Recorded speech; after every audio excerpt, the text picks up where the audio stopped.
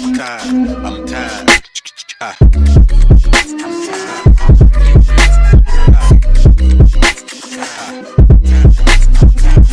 The Late Morning Program with Nam Ras Podcast.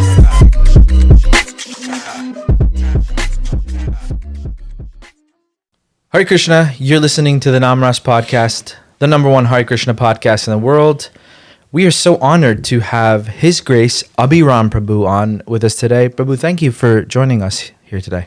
Hare Krishna. Thank you so much. Thank you. This is so exciting. Very exciting. This is like one of those that like sometimes I have this like one of these moments where I'm like, oh, I wish we were just like rolling like for all this stuff even before like already we've had so many amazing conversations. I mean, with Prabhu yesterday I was talking to Prabhu, and the way he was speaking these stories, I felt like I can't believe that I'm talking to someone who was like saying things about Srila Prabhupada, like taking care of his body and things like directly. Like it was like it's stuff I've never heard before. I've been around for a long time, and I love Prabhupada stories, but some of this stuff I've never heard before, Prabhu, and I'd really love to dive into that. So thank you so much for coming and coming and talking with us. Let's get started. Briefly tell us when you joined, where you joined, and then we can go from there.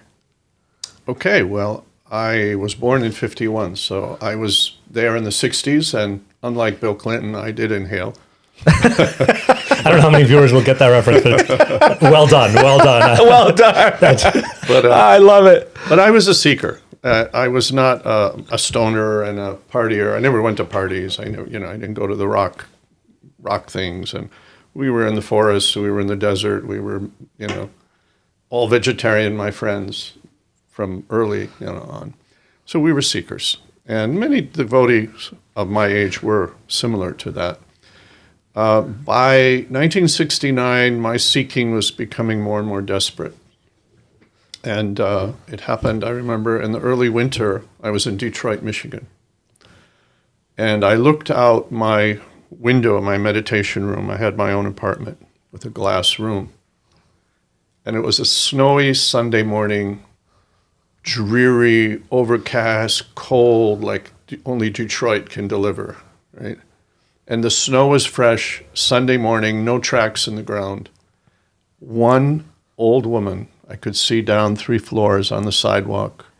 She was trudging with the little rubber booties, little babushka, long woolen coat, and a bag of groceries. And she was alone and trudging in this cold, and I just was looking at her and thinking, she's got no one waiting for her. She's got no one to help her. She's alone in this cold, and this is me. This is me. I'm in this universe in the same state, right?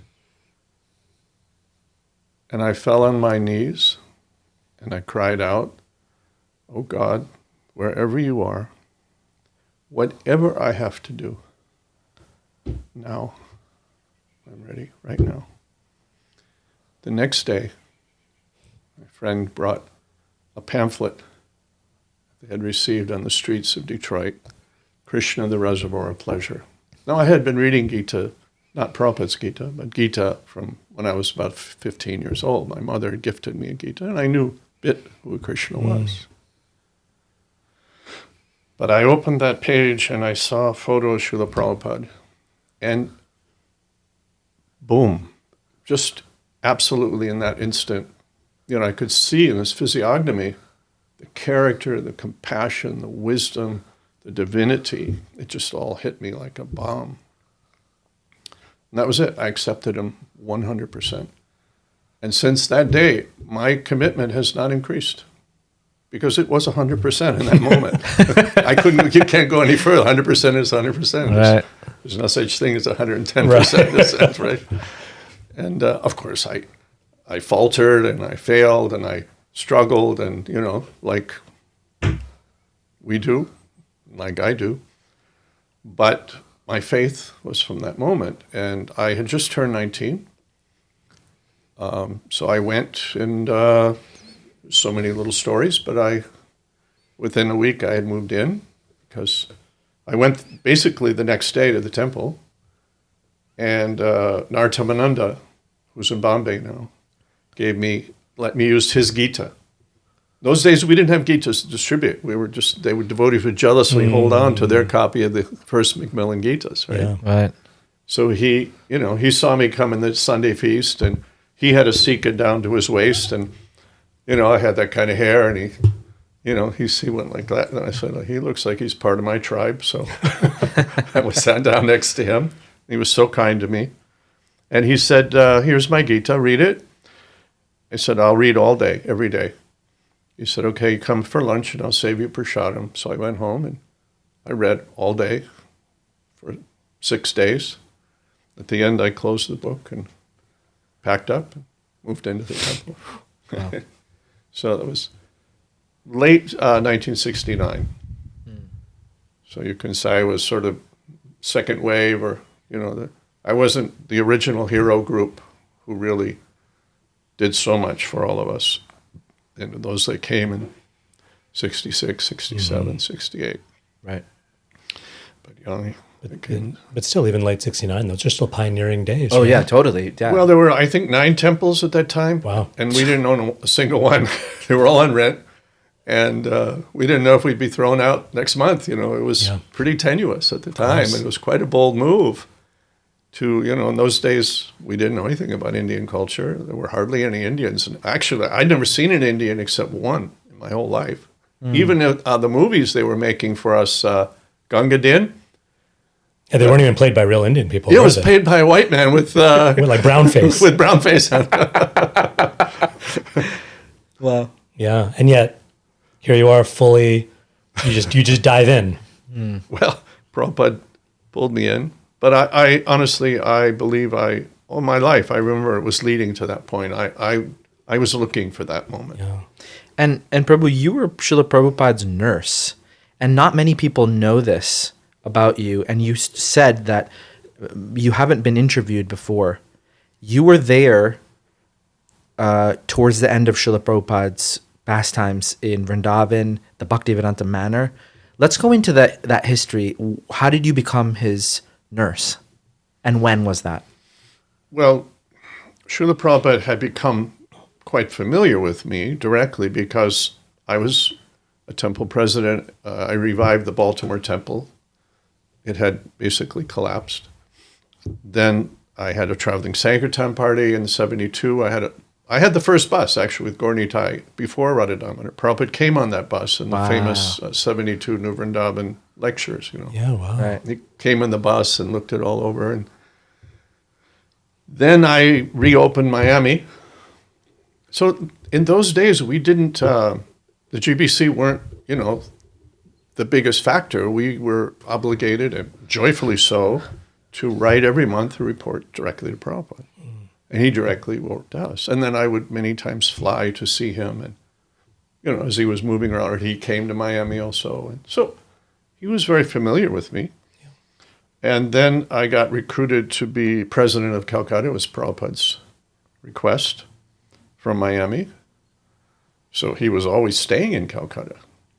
And then by then, Shruti was cooking for him. So there was so many intimate relations. So Prabhupada requested you come in. Well, it's a little bit trickier than that. Gargamuni is my most beloved mischief maker.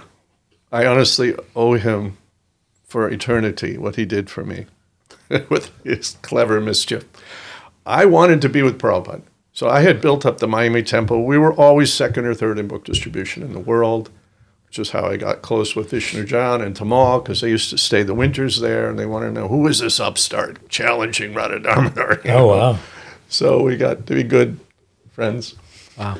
So I just came to a point, I didn't join this movement to be a temple president, to be a bigwig. I had made about 110 devotees there. We were cranking $50,000 a month in book distribution. We'd bought a beautiful 10-acre property on the most prestigious street in Miami. Wait, you bought the Coconut Grove Temple?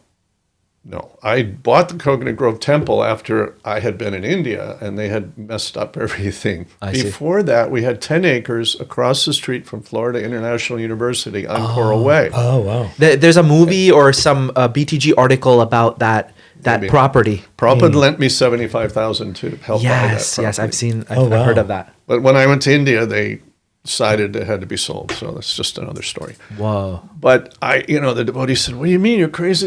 Everything's going so great." I said, this isn't what I want. I want to be with Prabhupada. So I said, I'm resigning. So I went to the Mayapur festival in 75, and news got out pretty quick. And Sridhar Swami, our godbrother, he's long gone, but a wonderful, Jolly Swami. sweet person, he was acting as TP, and he wanted out. He wanted to take sannyas and go preaching with the other boys. They were all having a great time in those days, traveling around India. Gargamuni had these great expeditions going on. Gargamuni was the GBC. For all of India. No, I think for that side, Mayapur, okay. Calcutta, I think that's how, I'm not sure that he would know, of course. But, so Gargamuni got wind of it, and he went up to Prabhupada, unbeknownst to me, and he said, Srila Prabhupada, Abiram is here, and we need a new temple president for Calcutta. So Prabhupada knew me, and knew I had reopened a couple of temples, and I was kind of doing okay. And Prabhupada said, yes, he can do. So I would take it he means I could be on the list. I could be one of the candidates. Right. It didn't mean that I had to do it. Yeah. Then Gargamuni comes running down. You were the list. Yeah. Gargamuni comes running down, and it was a Mayapur festival, and he finds me, and he says, hey, Abiram, Prabhupada wants you to be temple president of Calcutta. I said, he does? He said, yeah, he just told me. I said, okay. He said, come on, let's go. What? I said, now? He said, yeah, I got my car. Come on, let's go. They drove me to Calcutta. He drove me to Calcutta. And within 45 minutes, I've got the ring of, the old skeleton keys. I've signed the bank documents. And Sridhar Swami and Gargamuni are going out the door with chuckling and smiling like a Cheshire cat. Sucker. What's the funny joke? I don't get it. Wow. That was a tough gig, right? The Calcutta temple, to be temple president of Kolkata, that was a very tough gig. Oh, yeah, we didn't have running water. We were bathing in that lake. We have nothing. So, but let me say, it was the greatest blessing. And I forever, am in debt to Gargamuni. Because I got so much time with Prabhupada that I never could have gotten just being a groupie. Right. And tagging along, because I had service. And he interacted with me, and he stayed there so often. So that kind of brought us close in terms of working. And I started doing his banking. Shruti started doing more and more cooking, for even traveling with him and cooking. So we got very intertwined with him. And Prabhupada was very proud of Shruti being senator's daughter, my wife, Shruti Rupa Mataji. He bragged in front of a group of locals, Indians. He was saying she's bowing down in his room, and she's like, Senator's daughter. Senator's daughter. Wow. They were, because this is India, 1975. It was a broken country. Right. And America was like, Gargamuni taught us how to do life members. He said, you tell the Marwari that if you become a life member of ISKCON, next birth you'll become American. And it worked. Yeah, really? That's how it was. It was funny. Gosh. It was great. But Prabhupada was so proud of... He was proud. Yeah. So there was a lot of interaction by then. She was, a real trooper, and she was sleeping in the back there with Narayani Mataji. Yeah. And, the cockroaches were this big, and they're sleeping at night. They had to cover their head because they're flying overhead. Oh, my And we slept on the veranda, and we had to wrap our feet up because they have these bandicoots. It's a rat that's this big. And they would come, and they nibble on your toes. Have you even heard of this? Yes. Bandicoots? They nibble on your toes, and they blow so you don't feel it. And then they nibble a little more. So you tie your feet up at night. Oh, my God. Purna Pragya can tell you. He was there. Narayani was there. What a nightmare. And we'd go out in the tank and, move all the sludge and garbage away and take a bath. And that's how you would bathe. So I put the water system in, and I started improving the temple. So anyway, because of all this, Prabhupada was very aware of me. And then also I had told you I made him karatals. Yes, tell that story. I wrote it down right here. Look, it says karatals. So You this made him This is such a cool story. Yeah. So this is in Calcutta. Okay. So I, again, inherited from Gargamuni. He started Spiritual Sky Incense. He was always helping that, so I probably called him Gargamuni. Yeah. And Prabhupada he just loved him so much, as he did his brother, Brahmananda. So, but he was, anyway, has a wonderful personality, Gargamuni. So he had created a business there for Kolkata called Spiritual Sky, and we were exporting. And we used to buy, at Kalighat, there was a madanga maker named Satish Chandra. He made the best madangas. You can't get this quality. And those powder blue, I don't think any could survive because madangas have a short lifespan. Yeah. Especially if you don't know how to tighten them up and all that. But I probably I inherited that business as the temple president. So we made money for the temple. I didn't take that money. But we probably exported 500 drums, saris, dhotis, shringasanas, some of the big temples. Some of those were made in Calcutta. Then I started personally also doing business and exporting castings, iron castings and things to try to support my life because I didn't want to take money from the temple. So at one point I thought, Shruti's not complaining, but after all, she comes from a aristocratic background, and this is not her normal, and I should take care of her properly. And so I rented an apartment around Hungerford Street, around the corner, on the top of a building, a new building, small apartment. And by the by, I just was talking many times with Prabhupada, and I told him about it. He said, Acha. He said, how much is the rent? So I told him.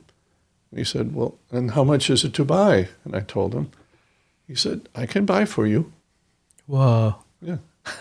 I said, no, that's all right, Prabhupada. I said, if I want to buy, I'll borrow from her father. He said, oh, that is better. So then, in the exporting business, I had a life member devotee, Purna, it's in my diary, I'll have to look it up. But he was a life member and a devotee. He was chanting japa and he was a devotee. But he was a businessman. And he was trained as a metallurgist. That was his college training. So we were doing things together, and it just came up in the conversation about karatals, manjira. Kartal actually means the lord of the tal, the car of the tal. Right? It's actually manjira. Manjira, right? It is, right? So he said, well, these aren't karatals. These aren't really proper because they're cast. And he said the way you make karatals is a certain mixture of metals, and then it's hammered and folded and hammered and folded and white when it's white hot. Yeah.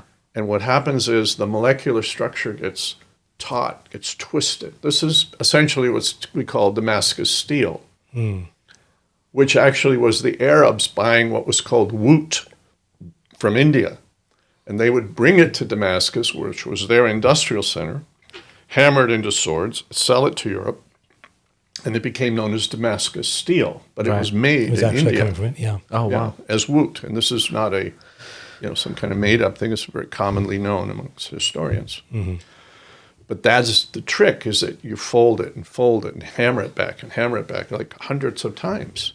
And then finally there's a mold shaped like the inner side of a manjira, of a kartal, and you hammer it over that mold and let it harden. Right. So I said, we have to do this. So we said, okay. So we hired, foundry, got people involved, and we made 6 of them. And they were quite big ones, because Prabhupada could handle big kartals. I can't handle those big kartals. It just gets all out of control. Right. I like little ones, Have you seen when Prabhupada play, right? Big kartals. ones, He could handle those big ones, make them dance, Yeah. So we made, told no one, it was an absolute secret.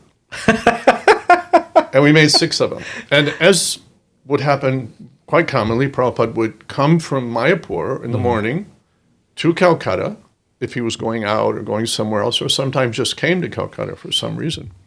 So he came after they were made.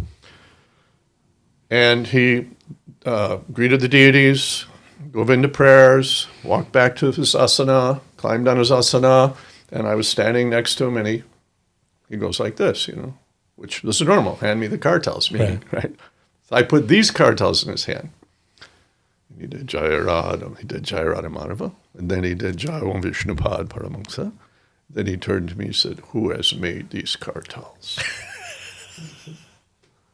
First class.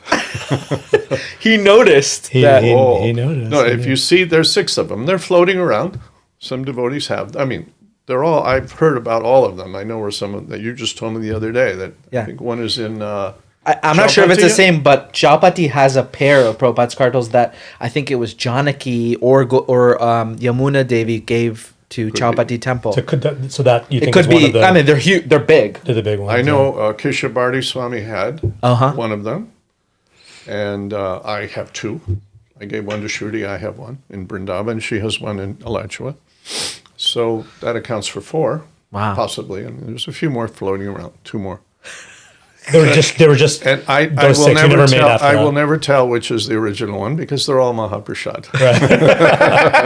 Which one he played? Right? Right. They're all Mahaprasad. You never made any more after that? No. Just those 6? No, I just, Wow. time and tide, you keep going Love on that. with things, So the nature of these karatals, these manjira, is when you ring them once, the ring goes on to almost eternity. It just, you can't believe it doesn't stop. It just keeps going. Of course, it fades in volume, but the perfect tone remains, Right. And of course, manjira aren't exactly this. They're supposed to be tuned. There's a slight difference in the tuning. I've heard that.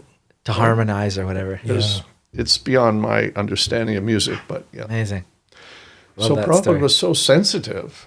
It just picked up like that, And so I guess this... That's okay. Thanks. Okay, maybe we should cut. cut and... Sure. Yeah, please. So where were we? Manjira, did I finish that? I guess I Six pair manjira. did. Yeah, that's enough. That's That's enough on that. Yeah. So I'll just tell a few more things in Calcutta. Yeah. Okay. Are we on? Mm-hmm. Okay.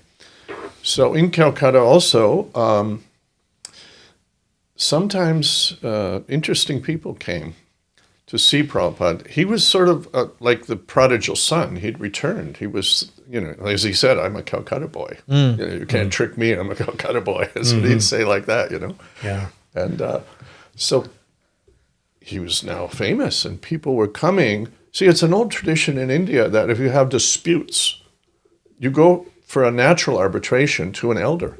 Mm-hmm. It was common. That's how it worked.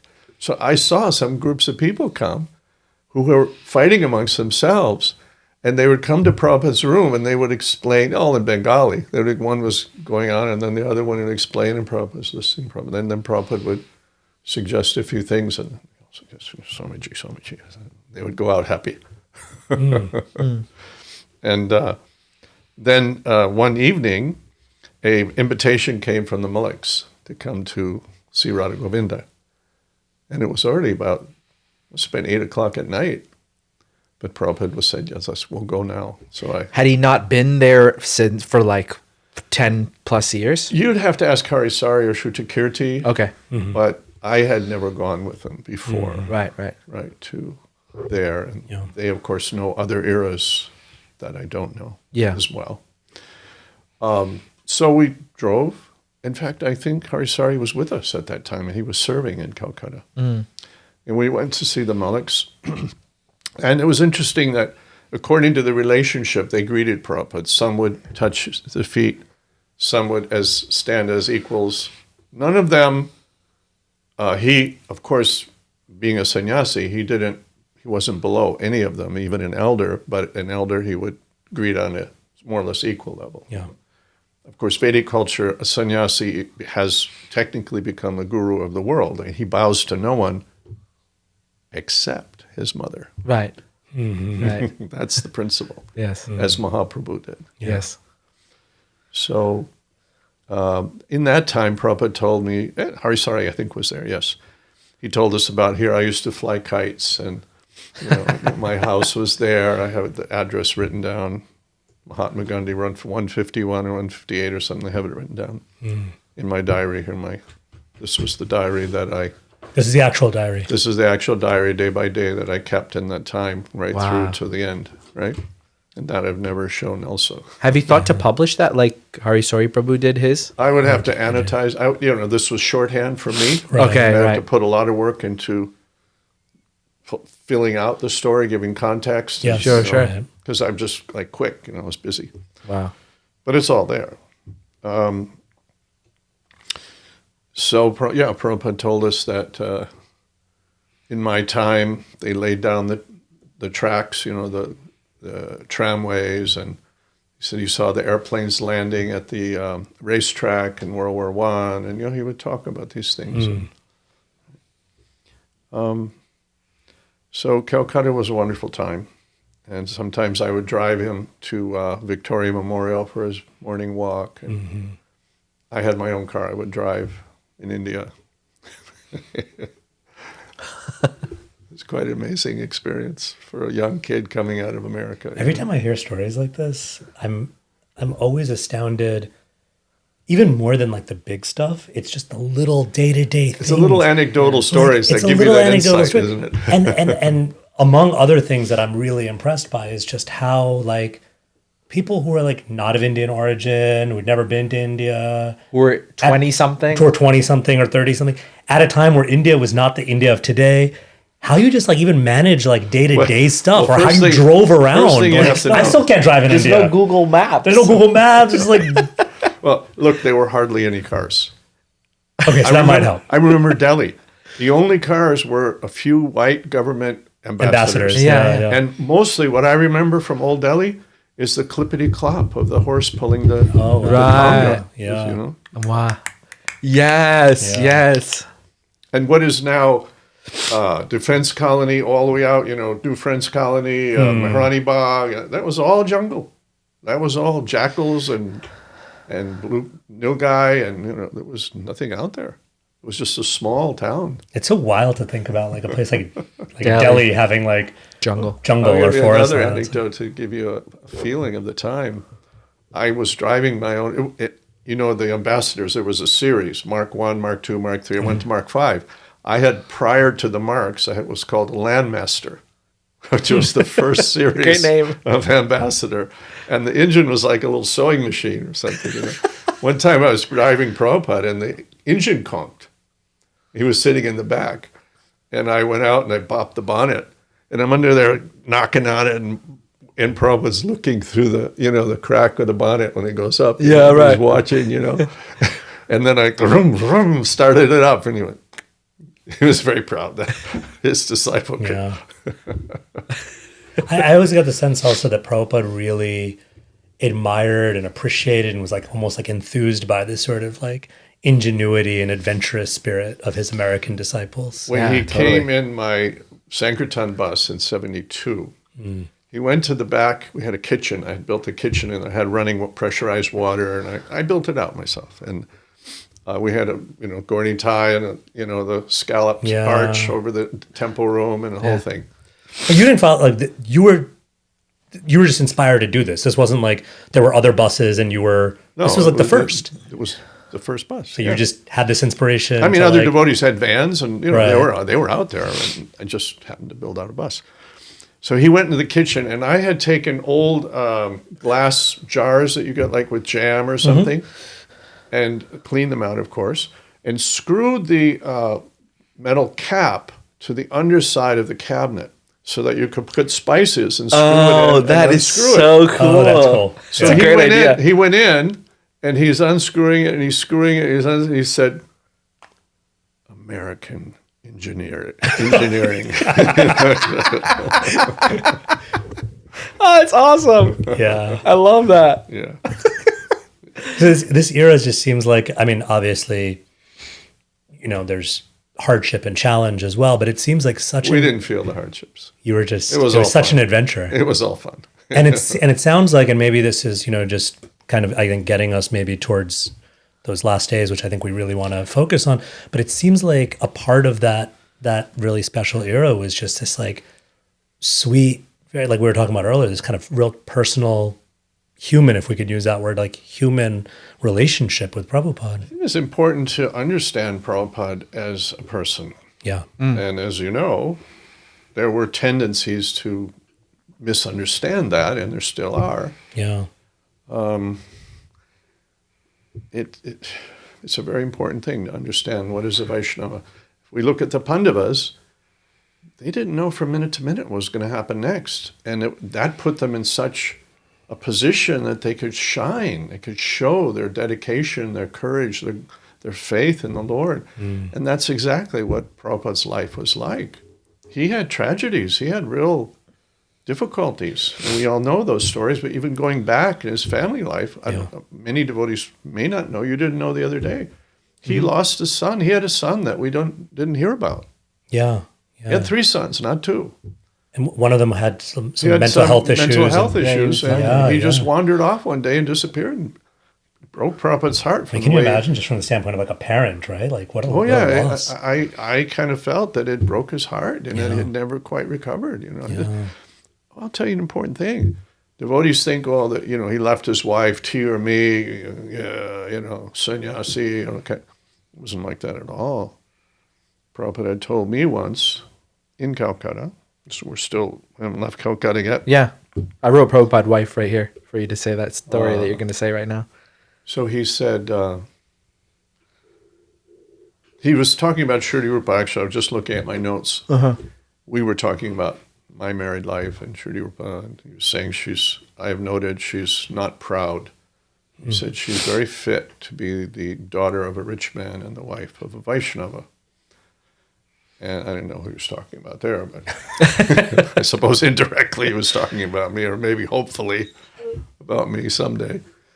But then he said, and actually I misquoted it yesterday because I just looked at my diary. He said, actually, my wife was proud. She was also from an aristocratic family, but she was proud. And then he got a little reflective, and he said, to this day, I still regret how harsh I was. He said, but what can I do? I have a very haughty temper. Isn't that amazing? My point is, and It's so real, though. It's so real. It's so real. It shows combine humanity. this with something you all know, is that he said when he got the dream from Bhaktisiddhanta to take sannyas, what did he say?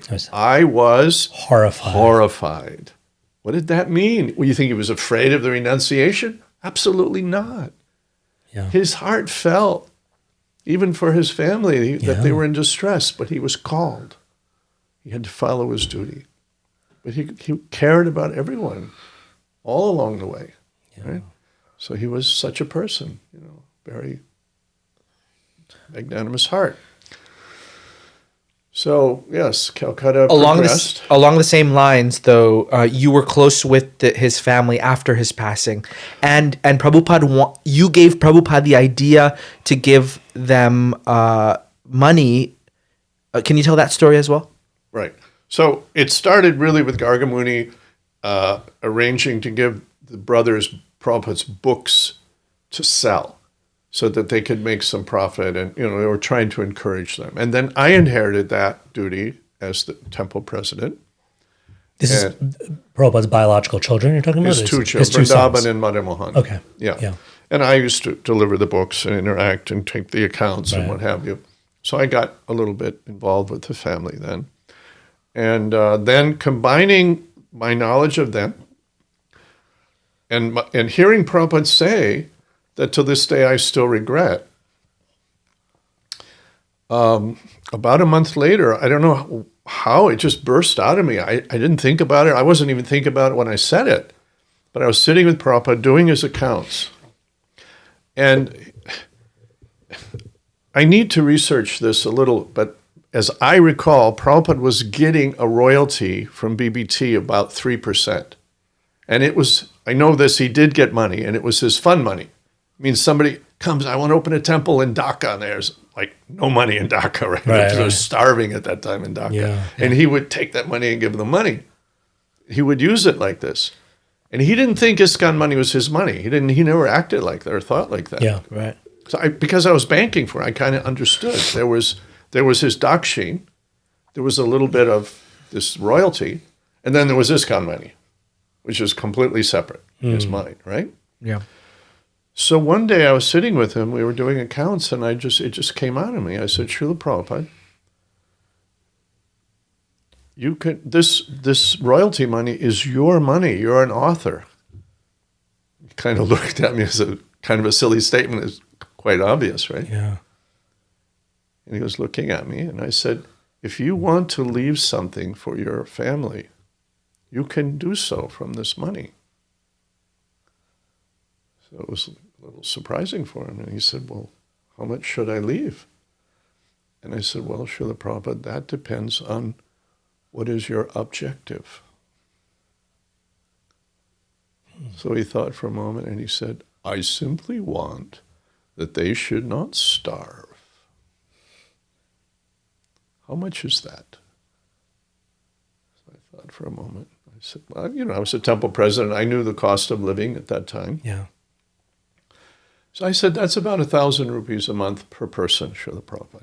That's what I call lower middle class. Means you'll never starve, Right. but you got no luxuries, right? Yeah. You're not in fear. That's what I call middle class means, at least there's different levels of middle class, Yeah. but lower middle class means we're okay, Yeah. right? Not buying a new pair of shoes every year, but we're okay. Right. So the next day, he asked Tamal. He said, Abiram has said like this. What is your opinion? He always asked Tamal. And that's a surprising thing, but he always asked. He just trusted his opinion, his judgment. He respected his intellect, and he knew that Tamal would say what he thought was right, even if Prabhupada didn't agree. Right. Tamal Krishna Maharaj wasn't afraid to disagree always with gave Prabhupada. good counsel, what he thought was good counsel. Yeah. Right? So Tamal said, this is a great idea, Srila Prabhupada. I think you definitely should do it. And from that, it went into the will, which then I kind of inherited handling to a certain degree. Yeah. And then I think, when was it, 82 or something, when the rupee just crashed? I mean, it was like a ridiculous crash because it had been stable for decades. Mm-hmm. In those days, the rupee dollar rate was 7 and 8. Oh my God. Yeah, It seems like. 7 and 8. And then I think it was 80 or 82. It just, boom, it just crashed. So I was in business by then, and so I was making up the difference of, the inflation. And then eventually ISKCON took over, and, they carried on with it. So that was And the family, taking care of the family. Yeah. I think that was your question, right? Yeah, that was it. Just that you gave Srila Prabhupada the idea that you could leave something, and he didn't know that was something that you could do, and you asked He didn't for think your. like that. Yeah, he didn't think like that, right? But how cool that he took that suggestion And he put it in the will. and got the confirmation from Tamal Krishna Maharaj, whose judgment he also valued, and then put it in the will. Yeah. Prabhupada's willingness to take that, take ideas and Advice. Yeah. Before we move on, there's so much we could talk about with you. Before we move on, I just this might be a bit of a silly question, but when I hear you tell these stories, recount these things, I'm so struck by how you're able to communicate and articulate things to Prabhupada. I get so tongue-tied, particularly around my Guru Maharaj or around there's certain people in my life that even now I get so self-conscious just with because tongue-tied. I'm cheeky. But you never had that. You always felt like you could kind of speak freely with Prabhupada and. Well, I certainly felt very respectful, and I think it was reflected in how I spoke. I'll give you a small example. Yeah. When I was nursing him later on, there was an issue that came up about medical issue. And he said, what is your opinion? And I knew I was completely diametrically opposed to his thinking. You knew that already. I disagreed, yeah. Mm-hmm. Yeah. The issue was being discussed, and he turned, what is your opinion? And I said, I don't think you would like my opinion. And Prabhupada snapped at me. He said, why I'm asking? Right? Meaning, I wouldn't be asking you. why I'm if I didn't asking? want it, so just, Am I foolish or something? Right, Why I'm right, asking? Yeah. And that's why, then I predicated it or prefaced it by saying, Srila Prabhupada, you're senior to me in every way. I said, and intellectually, in every way, and you're my guru. I said, but what little intelligence I have concludes like this. I said, it's probably wrong, but this is what I can grasp. So, I have to frame it properly. It's such a thoughtful way of framing it. Just like that presence of mind. Yeah. I would just be like, right. But I mean, yeah. So, I mean, respectful, but also. Well, I'm sure. Mind you, he's 25 years old at this time or something like that. It's I'm mind sure blowing. Shruti Kirti and Harisari can, explain the same nature and relationship from their own experiences. Yeah. They all, of course, had their own unique rasa. Right. But I was a manager, and so I got more involved in these issues. And he sought my opinion sometimes, and often Tamal, but me also. And sometimes he changed his direction. In Calcutta, he had always wanted the lake to have a temple in it, in front of the 3 Albert Road.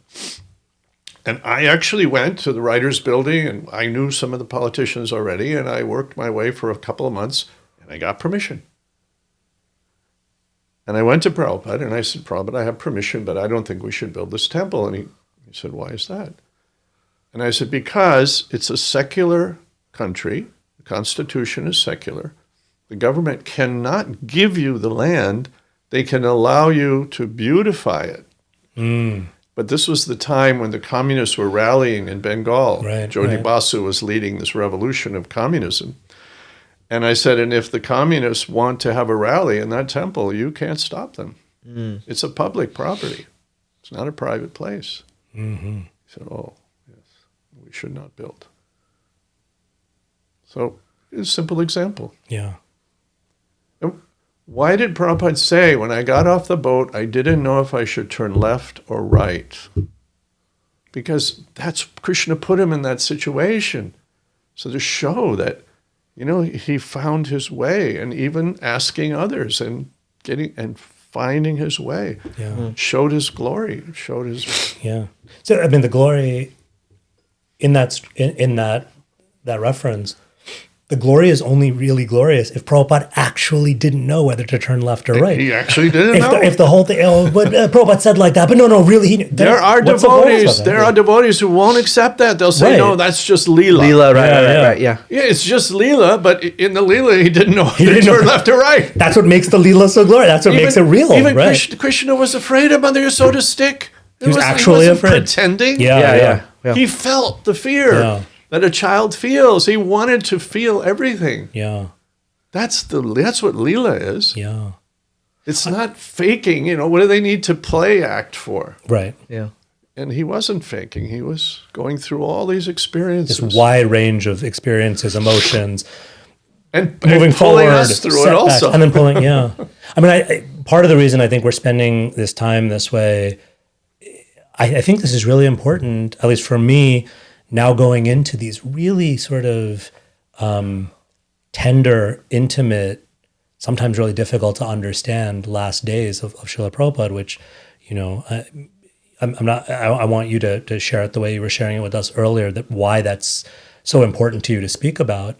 But I really wanted for us to go into that with this understanding of like the glories of Prabhupada as a real person, not doing this play acting, Leela justification thing, but actually experiencing things and modeling. I think most devotees, whatever level of realization they have, they understand that he was a divine person. He was directly in touch with Krishna. And that's true.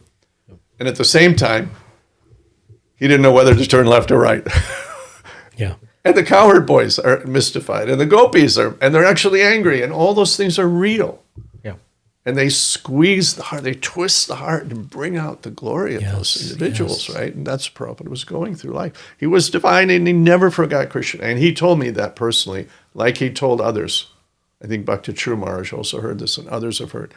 In Calcutta, I was sitting in his little room, and he had just gone to the bathroom, and he had it was warm, so he just had his lungi and no top, and he was a little short, so it was his janeo, his sacred thread would hang quite far. So when he went in the bathroom, Looped it up. he would loop it up on his ear Yeah. so he could pass water. Yeah. So he just was coming out of the room, kind of thinking and kind of talking out loud almost. It's not like he was directing at me, but he knew I was there, of course.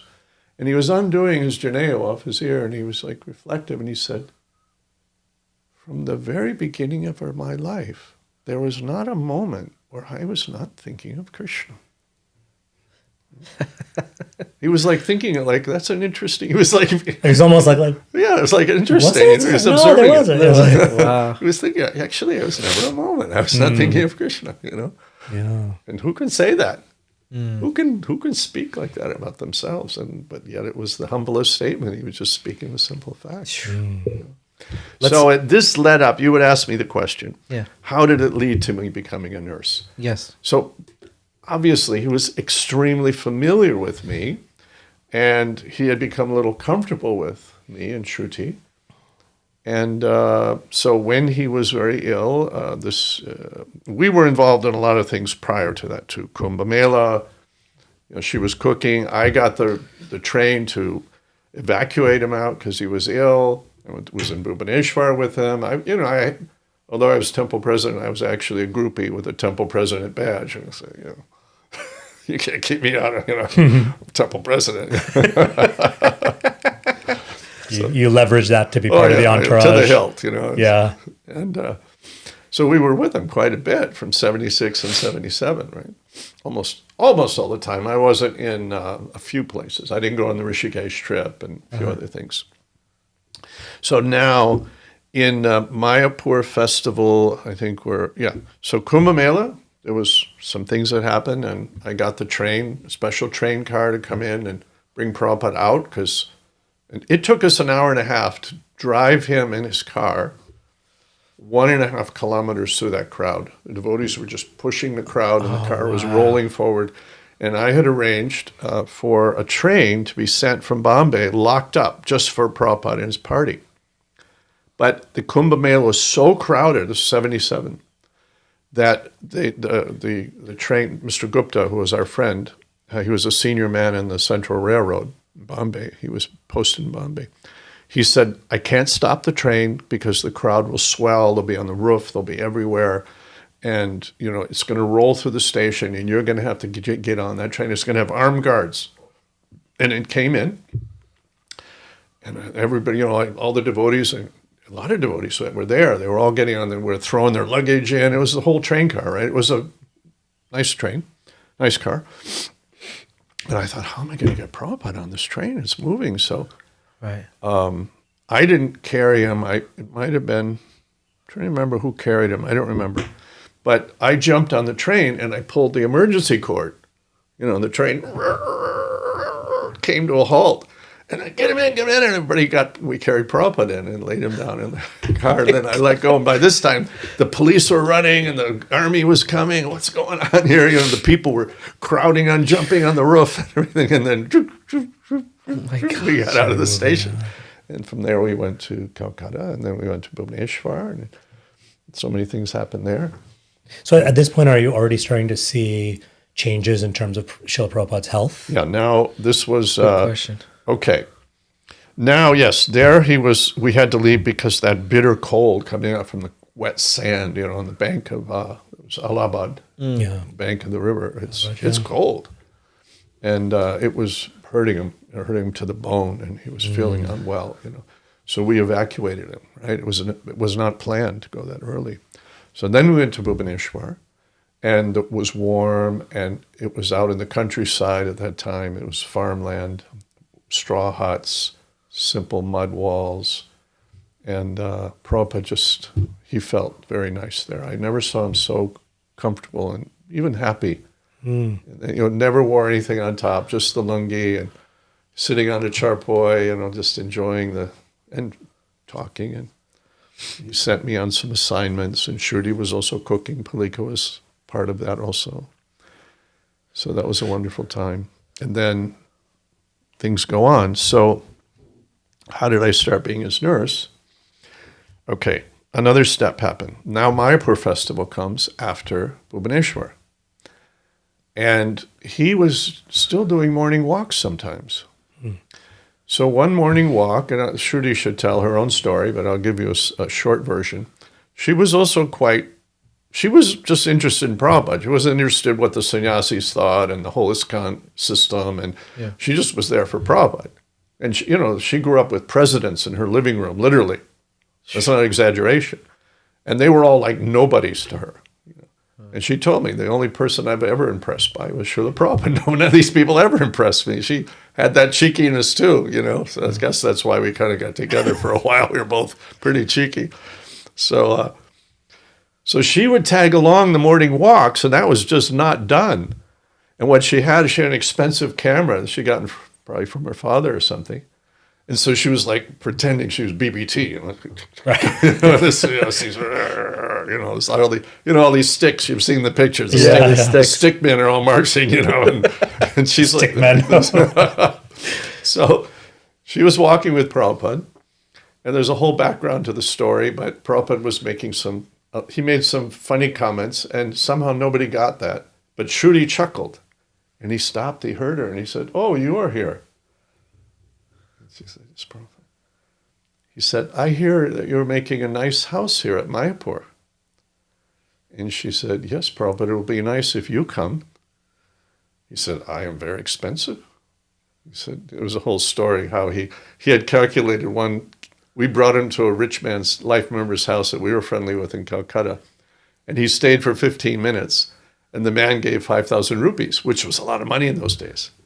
So Prabhupada calculated how much his rate was per minute, according to that.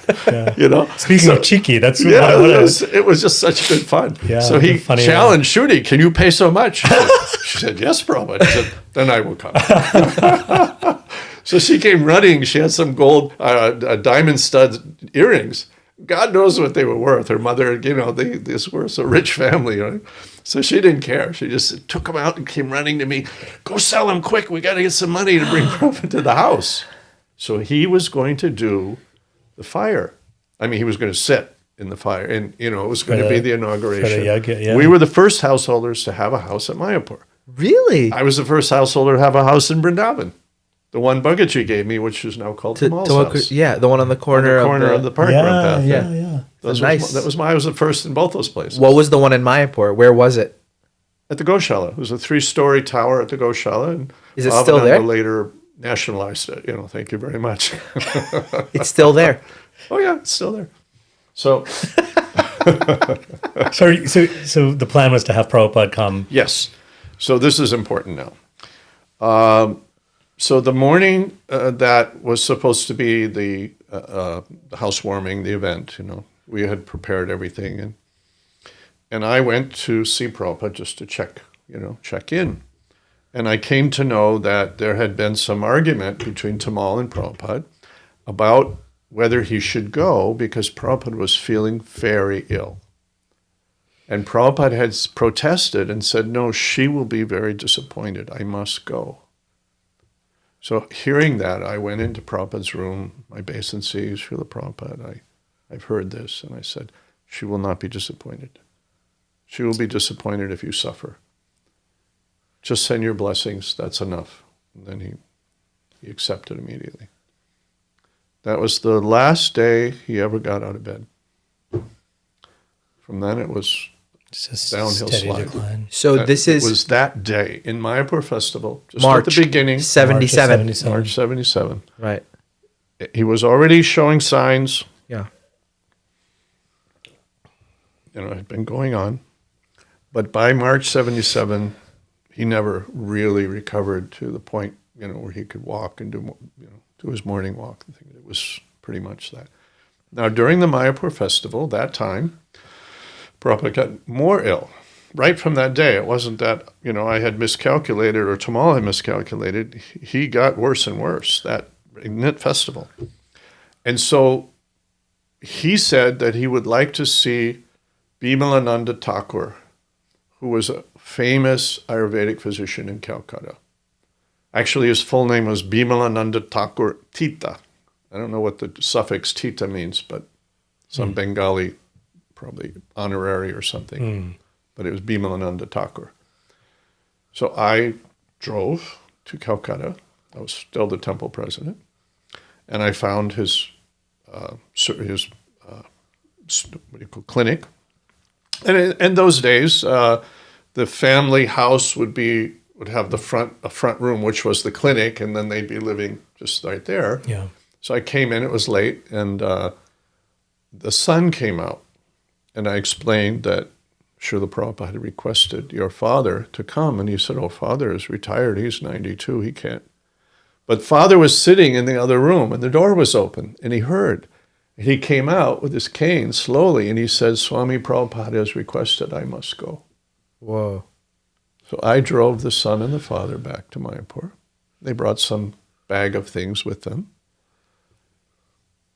Then, after the diagnosis, Bimalananda said that he wanted to make Makaraj.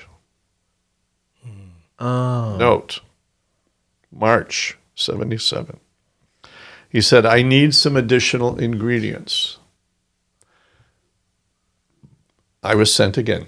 I went again, back to Calcutta. I drove right back to Calcutta. He needed the glands of a musk deer. Whoa. Pearls, gold, right? And other things he apparently had. Now, Makaraj comes in all kinds of strengths and variations, like khichdi. What's the recipe for khichdi? Everybody will Everyone argue. has their own. Yeah. Right. Depending on who your grandmother was, you'll all have a different recipe. So Makaraj is similar. It has a similar nature, a similar purpose, but there are different strengths, different combinations. And it depends upon the Kaviraj understanding the patient directly and compounding it right there on the spot for that patient. It's not done at a distance. It's not something you buy on the shelf. It's a very powerful medicine and dangerous because it's powerful. In fact, Bimalananda Thakur Tita said, I must make something that can bring a dead man back to life. Those were his words. This is March 1977. March 77. So like 8 months before. And so this is the first diagnosis at this point. Well, it was the first prescription of Makaraj. Right. Okay. No, Prabhupada he knew he was failing. His body was saying, he was talking about it. It was openly, we didn't like to talk about it, but He was openly. he just, it was a matter-of-fact thing for him. He didn't mind saying that I'm dying, I can die at any minute. Things like that he would say. It was horrible to hear, but Yeah. So you went to Calcutta and got all those ingredients. Yeah, I had to go in those little back gullies, and Musk deer with the gas lights, that you pump up and Yeah. stuff. Yeah. And I'm looking for something which was illegal, the musk gland, it's a endangered species. Yeah. I got it all. You got that. You got the gold. You got the pearl, and Yeah. Well, those were easier. But Right. The musk was the real. That was the hard It one. was like a little Yeah. back, but I got it. Yeah.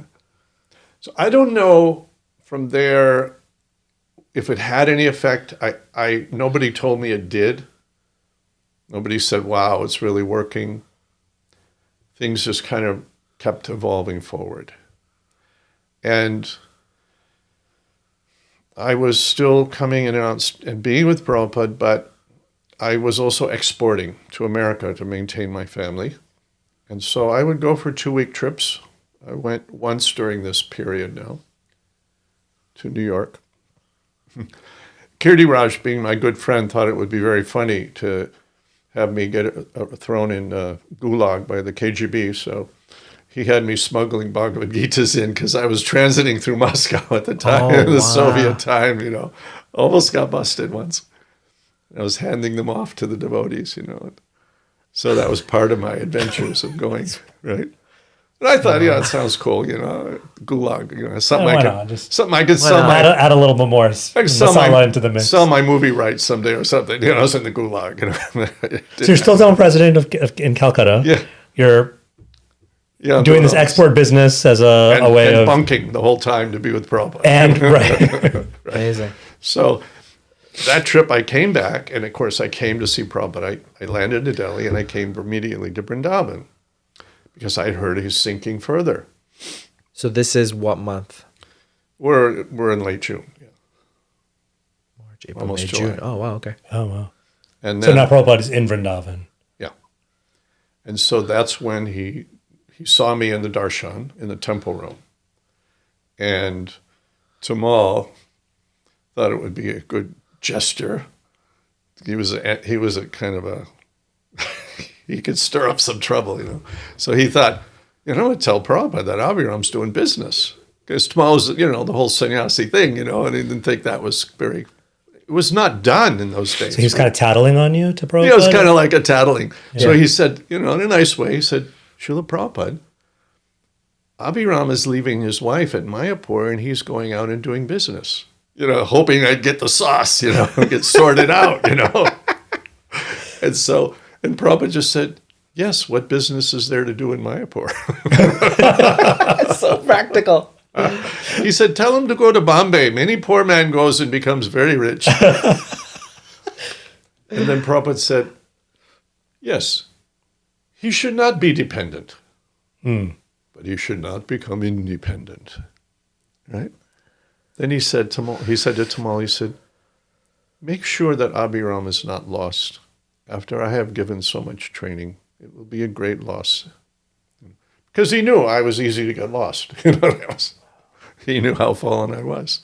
But so Tamal became, in a sense, my big brother. And not that I mean, we had nose-to-nose grinding teeth arguments. You know, I wasn't the least bit afraid of him. I loved him dearly, but obviously he had a superior brain, and you know, and he was very loving to me.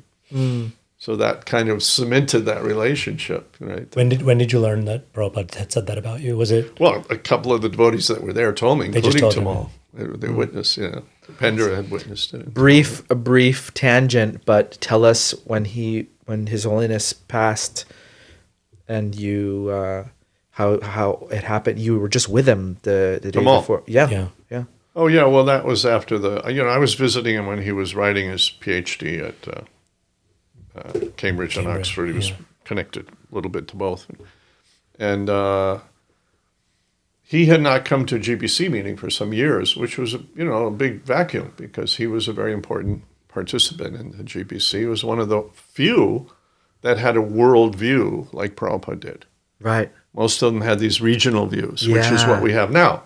It's Right. basically a confederacy of regional leaders. Yes. And they try to cooperate, but they don't have that worldview. Those kind of leaders were trained by Prabhupada because that's how he saw things, right? Wow. So Tamal was important in that respect. And not that anyone was afraid of him. That's the most amazing. I've heard this theme. I mean, they were all competitive. All these men, they were independent, competitive, and you know they had affection for each other. They respected Tamal. He held his own. He was a big contributor to the movement, but nobody was afraid of him. I wasn't afraid of him, you know. Well, Tamal, after Cambridge, he decided after some years to attend a GBC meeting. Hadn't been there. And he told me, he said, I have a new inspiration. I want to bring it to the devotees. And that inspiration was that in his room at Mayapur, he had a big drawing room, he started having 2-3 hour kirtans with all the devotees together. Had never been done before. That was not a factor. We never had kirtan melas, or we certainly didn't have retreats. You know, I can imagine what Prabhupada would say about a retreat. You know, retreat? When did they attack? You know, is that already retreating? Because he was a word crafter. You know, he'd take a word like that and he'd turn it. But anyway, so I was attending those kirtans evenings, and after they were over, most of the devotees would leave. There'd be about 50, 60 devotees in that room packed in. And some of his close friends, Shivaram Swami, Keshav Bharati, Naranjan Swami, BB, Naranjan, you know, Indradumna, some of, you know, his buddies, and me. We would stay for milk, prasad, and, you know, some chuckling and teasing and joke, just, you know, good feelings, you know, and maybe just being together. So I was still employed. Now, by this time, I had become, this is long after Prabhupada's gone now, right? So I had become a president in the Oberoi Corporation in India. I'd been recruited by Mr. Oberoi. And I had to get back to the office. And I knew there was going to be a strike, the next morning. So I was telling Tamal, I have to leave tonight. And he said, why tonight? I said, because, they're a bund. The bund, yeah. And I don't want to get caught in it. And he said, oh, I'm leaving tomorrow. I'm going to leave early. And that's what happened. The driver was apparently not rested properly or something. And that was the day he died. Yeah. So I had already reached Delhi. I had a house in Delhi near the American Embassy. And I got a call right away. And I jumped on plane and got there. And and by the time I reached, they were already had buried him, and they were in the temple room doing the eulogies. And I just fell on top of that grave and just cried. I was angry at it. I said, really fine of you. Prabhupada told you to make sure I'm not lost. And here you are laying in the soft mud of Mayapur. I literally said that. He said, how can you leave me like this? Prabhupada's left me here. You've left me here. I said, what will I do? I mean, we had these kind of loving relations because we'd been through fire together. Yeah. We were taking care of Prabhupada. You can't imagine the emotions we went through. Yeah. I mean, when he was sinking, we were sinking. Our hearts were burning with pain. And then when it looked like he was getting better, we were bouncing off the ceiling. So it was like slammed on the floor, thrown to the ceiling. Back. Our hearts were twisted back. It's like brothers in war together. Yeah. We lived through these emotions, and shared that experience together. So of course I loved him. I loved him dearly. Would I tell a lie for him? Absolutely not. You should have his karma, as should I, right? But did I love him? Of course I loved him. I loved him dearly. I remember he called me sometimes on New Year's. Said, Abiram, it's a tradition in America that we call family members on New Year's. He said, Happy New Year. So anyway, that was a tangent, but back to June 1977. So then Prabhupada saw me in the darshan. I had come back from the business trip. It was just a 2-week trip. And he said, told Tamal that I've seen Abiram. He said, you need help in, the secretary work and the caring work. He said, Prabhupada said to him, why don't you ask Abiram?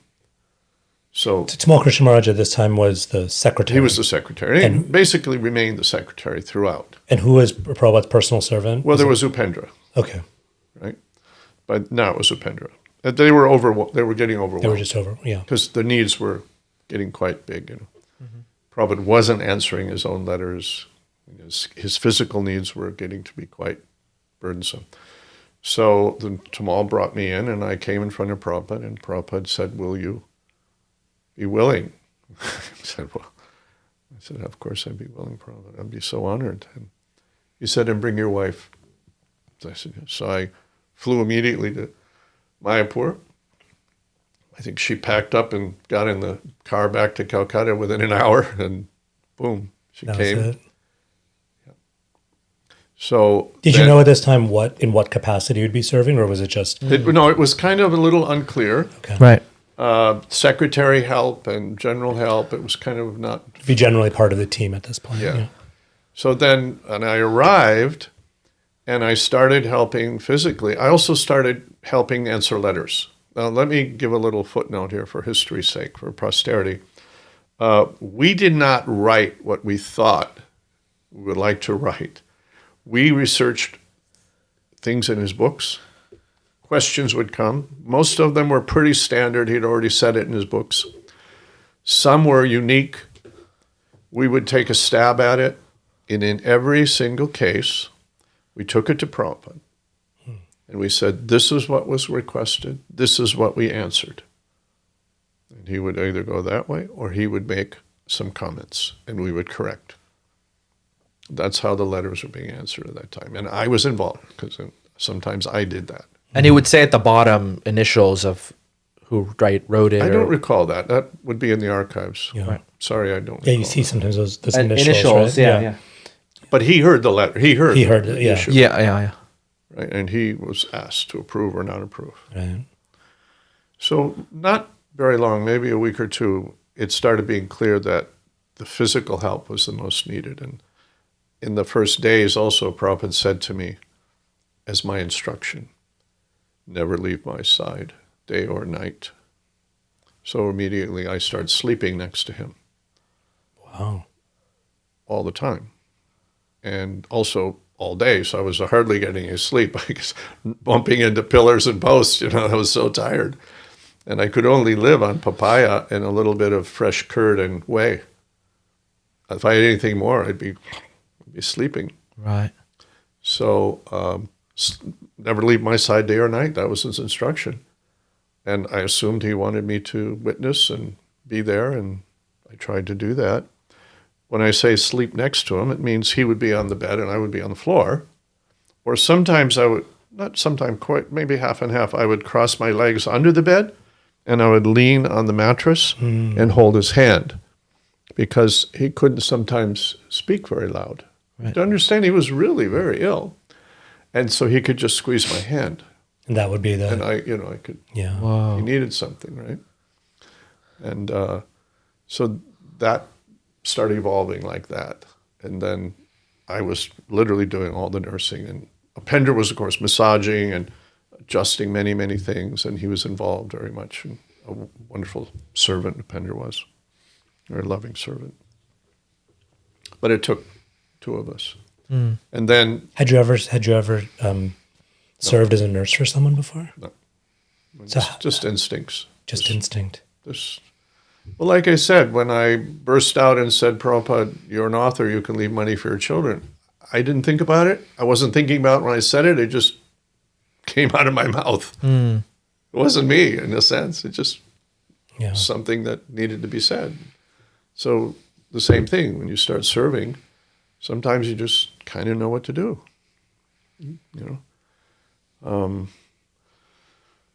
So now this is the time when Prabhupada started talking about, also in Bhubaneswar, Prabhupada had gotten very angry. In fact, Govindadasi, Kusha, probably Shrutakirti, they witnessed this. Rameshwar was there, I think, also. Back in Kumbh Mela, Prabhupada was so angry about the sannyasis falling down, and he was yelling, no more sannyas, no more sannyas, right? Let them get married. Let them live like a gentleman, right? And then in Bhubaneswar, he said it again. No more sannyas, boil the milk. Now, this started coming up again. Now we're in Vrindavan in the last series of events. And in this time he said, no more initiation, boil the milk.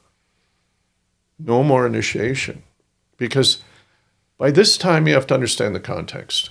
When we started out, when Prabhupada and the real heroes started before me, but I kind of came in just a little behind a couple of years later, and we were nothing. And what to speak of the first year, Prabhupada had no help. He was what we call couch surfing at that time, right? But now, ISKCON was like a runaway train. You couldn't stop it anymore. It was boom, boom, boom, going from strength to strength. I believe Prabhupada himself was surprised. Certainly pleased, but surprised. Right. But also worried. Because he expressed in so many different ways. This was my speculation, but I was there, and I kind of knew that personal side of him, that management thinking side of him. And he was concerned that the leaders were not ready for him to not be there. And this revived a long-held desire for Varnashram. In 72, when I took over Miami, 73, I think, he had said to me I was talking about buying a farm in Florida. And he'd said to me, yes, make Vaikuntha World, because there was Disney World. He said, make Vaikuntha World. Chaturvarnamayam Shustam Guna Karma Vibhagasa. So it was like a direct instruction to me. So it was still in my heart. So now he starts talking about Varnashram in Vrindavan. Near these, he's very clear that he's leaving. And he's very clear that the movement is exploding. And he has been strongly talking about slow down, boil the milk.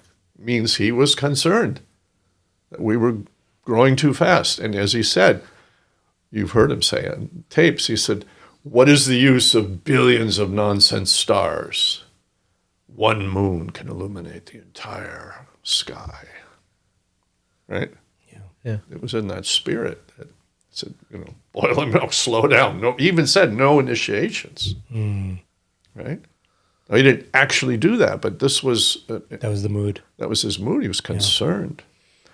So what is that concern? It started bringing out the whole issue of varnashram again. Now, so one day in Vrindavan, this is before we went to London, this is my early days in this directly everyday responsibility. I was sitting on the floor massaging or something. I think I was massaging, but he was sitting on some cushions on the floor in the house in Vrindavan, in the living room. And Brahmananda and Tamal were in the room. And Prabhupada was talking about his demise. As I said, he spoke freely about it. It was like matter of fact. It was no big deal for him. For us, we didn't like to talk like that at all. We didn't like to hear that, but for him it was. And then he said, as a reflection on that, he said, "Na sojati, na kanchati." I have no, and this is how he spoke, I have no any hankering, I have no any lamentation. Then he paused. He said, no, actually I do have a lamentation. Brahmananda said, because you didn't finish Srimad Bhagavatam, Srila Prabhupada? I said, no, because I have not established varnashram. 50% of my work is incomplete. And again, so that really tweaked my interest because of what he had said to me earlier, and I had that kind of proclivity. I have I'm a manipulator. I like to help people. I like to establish things. That's why I did temple president things. So that same night, that same day, it was summer, right? We're in July now. Yeah. We would take Prabhupada in the evening up on the roof of his cottage. He liked to get the cool air that came, in the summer. It's quite a burden, that heat. And then there's that cool time comes. And it's probably not really very cool, but in comparison to the, Heating time is relief. There's a relief, yeah. There's some breeze comes, right? So we would put him up on the charpoy, and he liked that, and had a mosquito net over him. And so I was attending him alone. And now Prabhupada had said, I want to go to America. And he said, at the risk of my life, my disciples will be very encouraged. And he said, don't worry, if I die, you just bury me on the top of 55th Street. And then he said, I want to go to do varnashram. So this was his kind of the scheme. So now Tamal, to give you the picture, I'm on the roof, Prabhupada's on the roof in the evening, and Tamal, being the secretary, is trying to make the tickets. And in those days, we didn't have Expedia or whatever, Agoda or anything. Right. It was you call a travel agent, and they call 20 airlines, and they got all these schedules pinned on their wall, and they're trying to patch it all together. Wow. So it's the whole thing. He's running up and down and saying, Prabhupada, should we go through Paris? Should we go through Kenya? Should, boom, boom. How we figure out this? Right, figure out the routing. And what was this preferred routing and preferred departure, and Tamal's running up and down doing that whole thing. So in the interludes, I was still thinking about what he had said earlier, and I said, Srila Prabhupada, how will you do it? How will you establish varnashram? And this is when he said, and he said it to me. He said, I will go to Gita Nagari. I will sit down. I will teach you how to live off the land. That's it. I come from an engineering family. Even my sister's an engineer. So I want to know, how do you start a thing? How do you proceed? What are the steps? The trajectory that you enter a thing has a big bearing on, your success as you proceed through it. So that was the reason I asked the question that way. How will you do it? Right? And that's what he said to me. I'm not I'm not one of these people that says this is the blanket you all have to follow. Like everyone will have a different part of inspiration of. Yeah. And right now, Varnashram's kind of like the elephant with all the blind men, feeling the trunk and Everyone's got feeling their own version of it. Their own. Right. Yeah. Right. But that's what he said to me. And that's subsequently what I'm doing now. I'm trying, in India with my preaching, I'm involved. And I have what's called Bhaktivedanta Permaculture Training Center. And, I'm moving. It's very small right now. It's no big thing. I'm not affiliated with any institution. I get no money. I get no donations. So it's tough. But that's my response to Prabhupada saying that. Yeah. And, so the original plan was to go to America in 70. Prabhupada wanted to go to America yes. and enthuse the devotees. So it came to pass that we would come to London first. On the way to America. Yes, but how? There's something very important to know here. Prabhupada's, it was now discovered, number one, Prabhupada's green card had not been tended properly. It had been canceled. Really? Prabhupada was devastated. He said, I am the guru of America. I cannot go to America. He was devastated. That was his Prabhudatta Desha. Right. That was his place to preach. And his passports had expired. His passport had expired. There was no way he couldn't go anywhere. So I was dispatched. I always got I think Tamal always figured, well, if he fails, then there's no problem for me. The ridiculous assignments. You always got the impossible ones. Yeah. But I like that kind of stuff, So I was, for the passport, I went and I was, at Rising Hill, the round Parliament building, it was there. Now they made a new one, but it was the old one. And I was, at that time we were CIA, according to even the parliamentarians were in Parliament saying that these Christians are CIA. Right. And I'm walking around, with all the obvious, signs. And I'm knocking on members of Parliament's doors and trying to get someone to give me a special letter.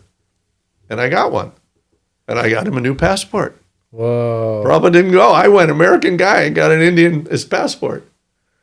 So I came back, and Prabhupada was very happy. And so I said, here's your passport. And his old passports were 3 in a series stitched together. They used to sew them together. And by the way, in the beginning, it asked your father's name, S/O, son of.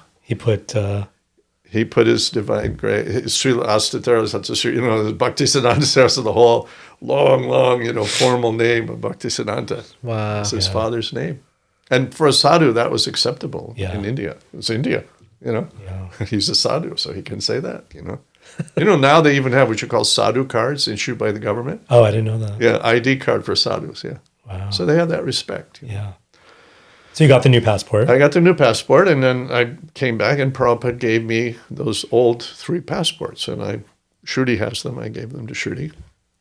They're there, with all the stamps for those series of 3 passports. Amazing. Wow. Amazing history.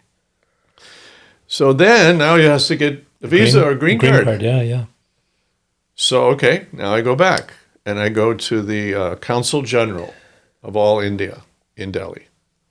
So you have 2 branches, for those that don't know. The diplomatic side, which is the ambassador. That's country-to-country business. And then the visa section and, those type of things, that's called the consular section. Yeah. And this was the Consul General for America in all India. It was a lady. But I knew before, from my Calcutta days, the Calcutta person.